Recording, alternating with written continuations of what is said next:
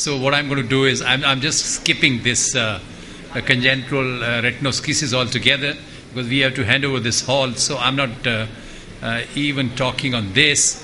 Let me just talk to you a little bit about pathological myopia. Maybe that will be a little of some interest to you. You know, myopia is very, very common problem. And if you look at the figures, I mean, these are absolutely mind-boggling. There are 22% of the current population is myopic. That means 1.5 billion people. So, I mean, in a country like Taiwan, just look at that, 70% are myopes. So, and high myopia accompanied by progressive and degenerative changes in the retina and choroid is what we call pathological or degenerative myopia. And most of the time the length of the eyeball would be more than 26 millimeters.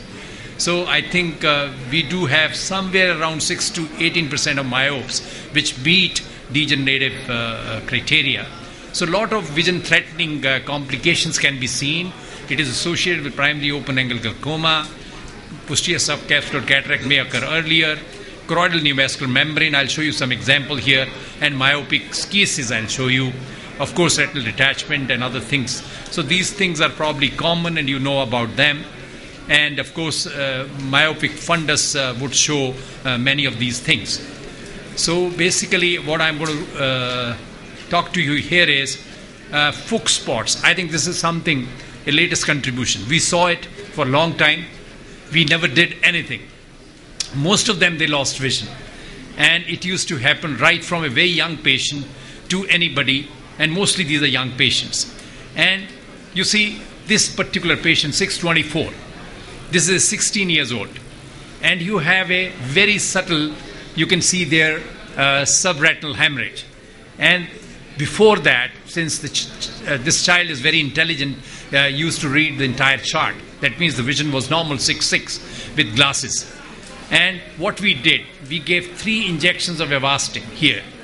And I just want to share this with you that after 3 months, you can see vision is back to 6.9.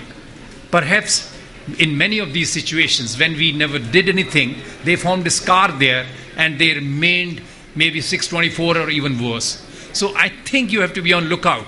And it's also very important, I would like to, you may not see fluid there. That is what is very important. You don't see fluid most of the time. But you must treat them because this is some membrane there which is producing this. And another situation is this one, which we are seeing more and more. Myopic foveal schisis. Again, you can see the vision is less than 660 here. And you take up this patient for surgery. You can see pre and post here, both. And this particular patient, just look at after 10 weeks. And it has just, everything has gone back. And that is what is important. And here, you know, the vision is 612. From count finger, the visual acuity is 612. So these were the conditions and we were not even recognizing. Perhaps before the OCT was there and we never treated both these situations. All these Fuchs spots, the hemorrhages, as well as the myopic foveal schisis, we never even knew that it is happening over there. So, and the most of the, you know, these most recommended genus RDs in children, we tend to do buccal first.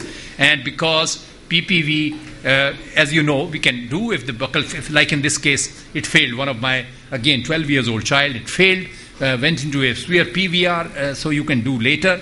And this one, one has to do a primary vitrectomy here because the whole retina inferiorly was getting contracted.